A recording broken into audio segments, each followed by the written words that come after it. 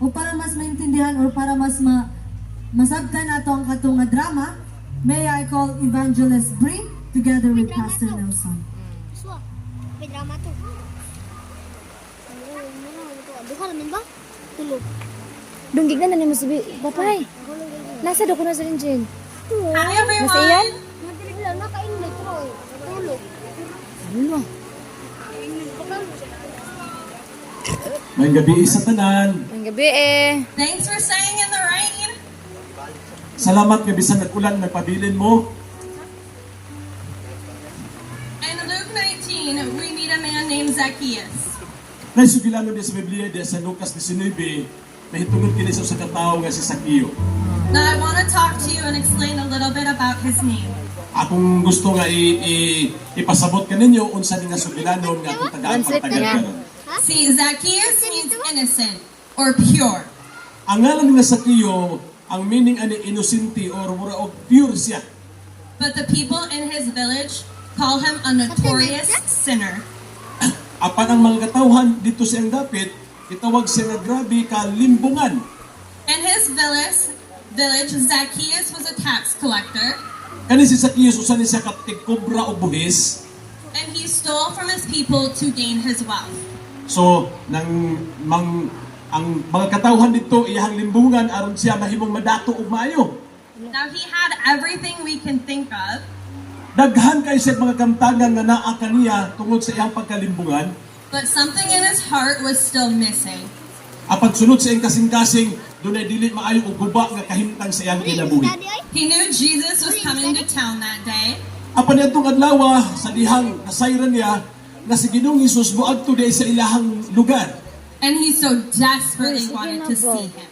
Grabe ang iyang kalipay, gusto niya nga mutanaw og makita si Ginoong Hesus. But there were so many people, Apan daghan kay mga katawan adtong pag-adto ni Ginoong Hesus. and he was too short to see over the crowd. Tungod kani si Sakio mo po magug kani siya nga bata, bugo po nga tao. Dili kay siya makikita pag abot ni Jesus kay daghan na nagtapok ng mga tao. So instead of trying to get through the crowd, he climbed a tree.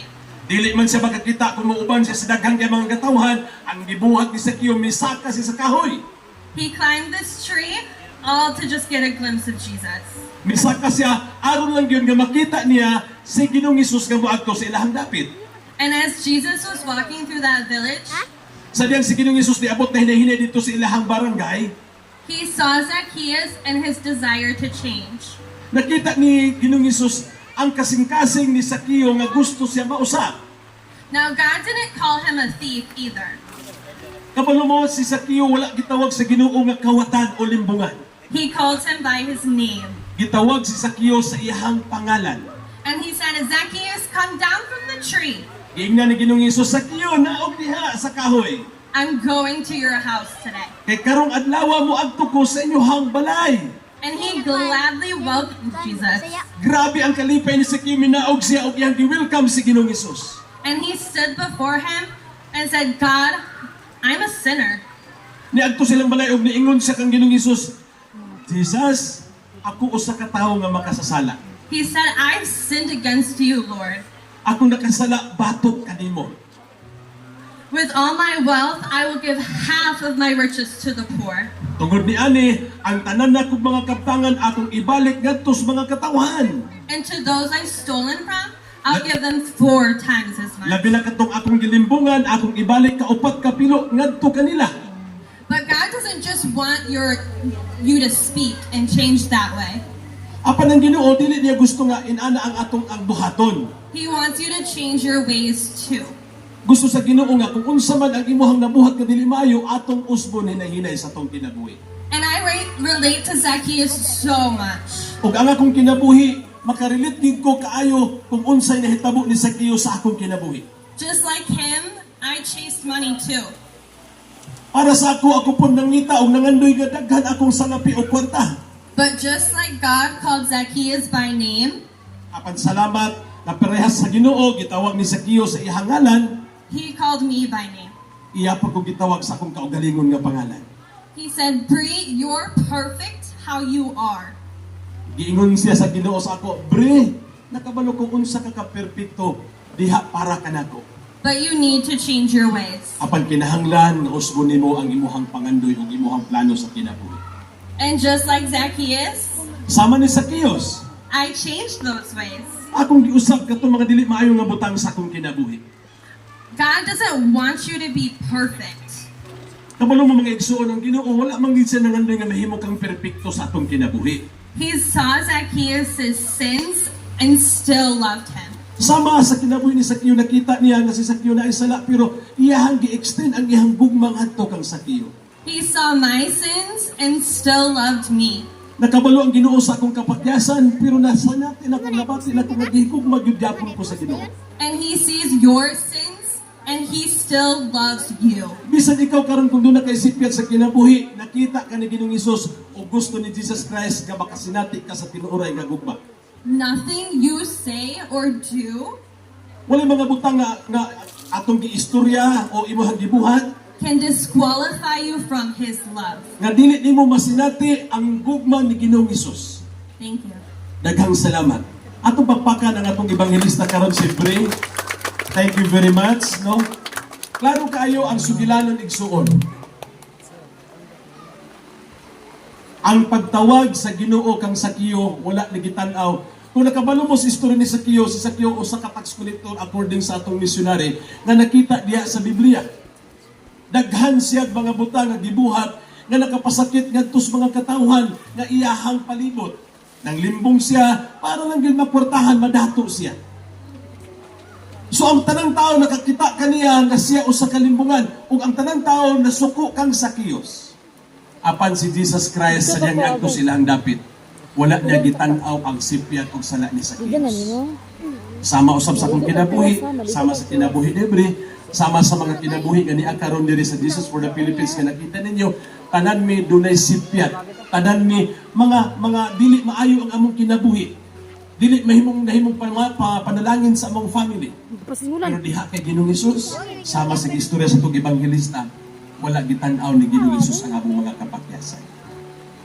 Nitaknas kagabi ni igsuon, usa ka butang lang ang gipahibalo sa itong ebanghelista, pinaagi sa sugilanon, nga ang gugma ni Ginoong Hesus para kanatong tanan. Nag-ingon siya, unsa man imong kasaypanan, unsa man akong kasaypanan, dili mahimong makadiskwalifar ka na sa atong paghigugma o sa paghigugma sa Ginoo sa atong tagsa-tagsa kakinabuhi. Gani, bisan pa man nga layo inyong dapit, pero gipalangga gyud mo paayo sa Ginoo. Kaya gipaanhi ang Jesus for the Philippines aron i-remind ang matag usa nga naay Ginoo nga nahigugma sa matag usa kanato. Wala nakapugong ang ulan, aron lang nga dili ka makadungog, dili ka makabati sa gugma sa Ginoo sa inyohang kinabuhi nga niya karon presente sa atong taliwala. Pangutana ning taknas kagabion, nakabalo ka ba nga gihugma ka sa Ginoo? Oo o dili? Dili ko mangutana sa pikas, nakabalo mo di mangigsuon nga gihugmo mo sa Ginoo? Oo o dili? Salamat. Dili mo naghinay ganina. Nakabalo ba mo din hatanan nga gihugma ta sa Ginoo? Oo o dili? Yes. Diha sa likod.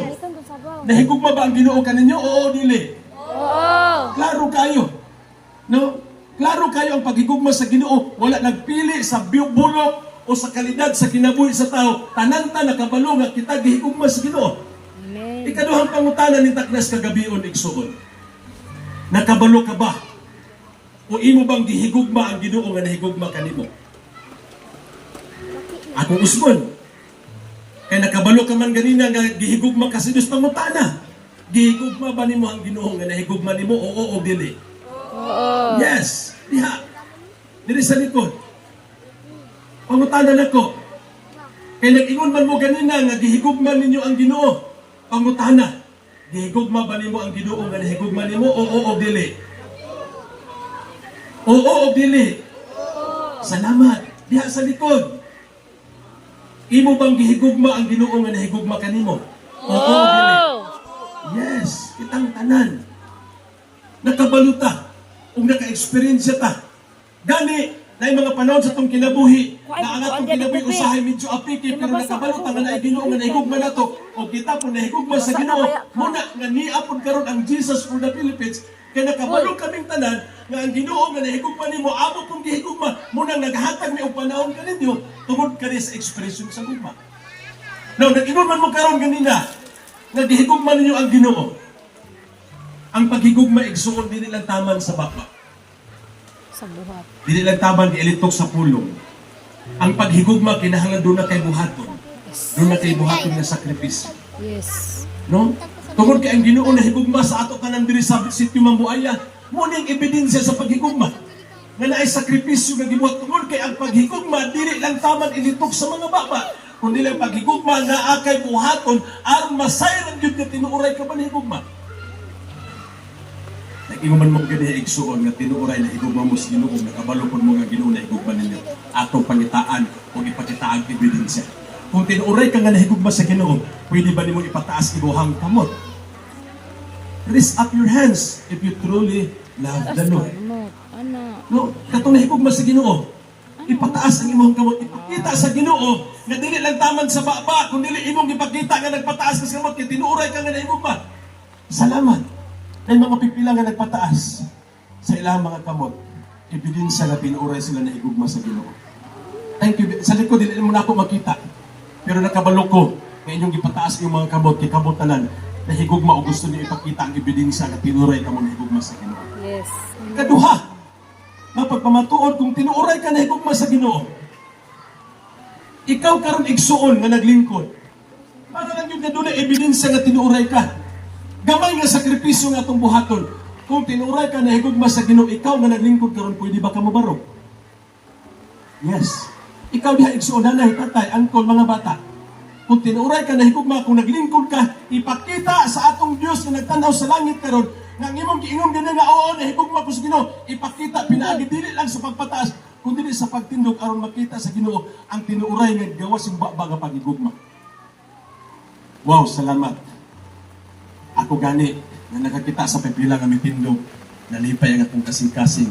How much more ang Ginoo karon nga nakakita sa inyong ebidensya nga nag-ingon mo nga nagigugma dili lang sa baba, kundi dili ipakita sa pagtindog. Ang atong buhaton igsuon ning taknas kagabi. Ikaw nga nagtindog karon, nag-ingon ang pulong sa Ginoo nga kada adlaw katuktok ang Ginoo sa pultahan sa atong mga kasing-kasing.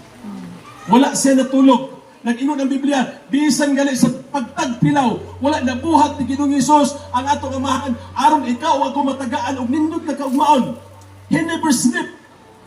No, dili makatagpilaw ang Ginoo kay nga naman ang iyang paghigugma nakita niya na ning taknas kagabion everyday katuktok siya sa imo ug sa akong kasing-kasing. Pangutana, willing ba nimo ipasulod si Kristo sa imong kasing-kasing karon? Yes. Amen.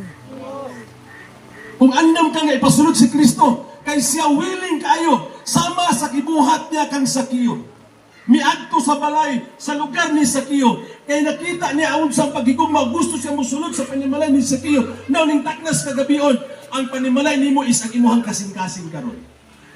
Kung willing ka nga ipasulod si Kristo, naaratay simple ka buhaton. Samtang nagtindog kay igsuon, abrihi imong kasing-kasing. Ug kaning sa pag-abri sa imong kasing-kasing, sabat ani nga pangadsi ug pag-ampo. Simple di kay nga pangadsi ug pag-ampo.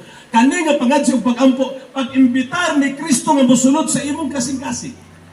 Kung willing ka nga imong ipasunod si Kristo sa imong kasing-kasing, sabat ani nga prayer.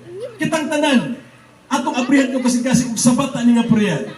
Maingon ta Ginoong Hesus. Ginoong Hesus. Atong tudahan igsoon, Ginoong Hesus. Ginoong Hesus. Salamat Salamat sa imong gugma sa imong gugma kanako. kanako. Salamat Salamat. nga imong gitawag ako Imong gitawag ako sa akong pangalan. sa akong pangalan. Nailhan mo ako Nailhan mo sukad ako. pa Sukad sa pa pag-uangkan sa tuwang sa akong inahan. sa akong inahan. Ginoong Hesus, Ginoong Hesus. akong giangkon Akong giangko nga ako nga ako nakasala. nakasala. Pinaagi sa pulong, Pinaagi sa pulong sa buhat, sa buhat o hunahuna. ug hunahuna. Pasaylo ako Pasaylo ako sa tanan kong mga sala. sa tanan kong O akong giablihan ug akong ang giablihan. akong kasing-kasing. Ang akong kaskas. Musulod ka, Musulod ka. maghari ka Maghari ka sa akong kinabuhi. sa akong kinabuhi. Wala ang Espiritu Santo. Wala ni Espiritu Santo. Iyahi ako, Giyahi ako. pagtuli ako Tultuli ako sa dalan sa dalan sa pagkamataran. sa pagkamataro. Ilista Ilista. ang akong ngalan Akong ngalan. sa libro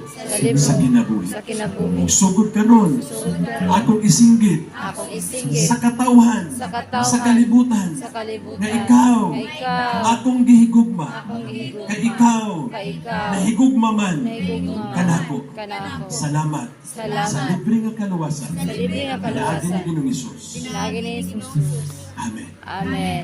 Pwede ba pagpakan na to ang Ginoong at sa gabi?